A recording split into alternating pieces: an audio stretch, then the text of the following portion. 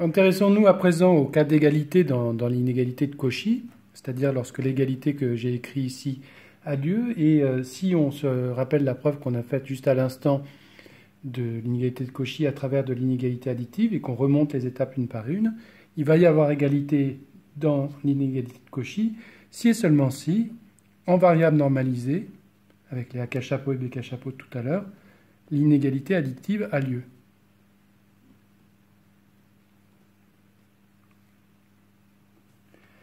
Voilà, mais alors ça c'est intéressant parce que vous vous souvenez, l'inégalité additive, ça venait juste de finalement la constatation que xy est plus petit que 1 demi de x2 plus y2. Bon, mais ça c'est la même chose, xy plus petit que 1 demi de xy2 plus y2, c'est la même chose que dire que x moins y, le tout au carré, est supérieur ou égal à 0.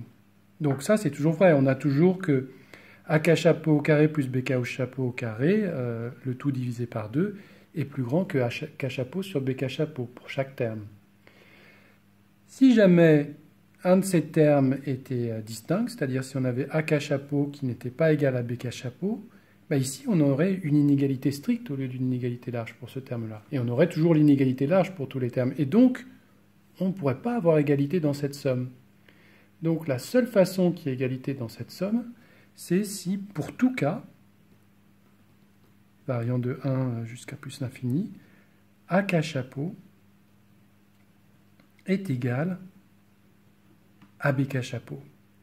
Et alors qu'est-ce que ça veut dire ça? AK chapeau, vous vous souvenez, c'était AK divisé par une certaine constante qui était la somme des AK carrés à la puissance 1,5.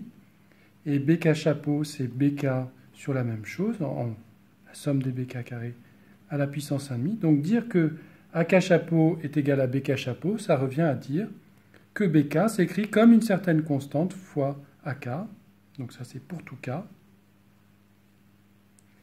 où la constante, c'est le rapport entre la somme des BK au carré à la puissance 1,5 et la somme des AK au carré à la puissance 1,5.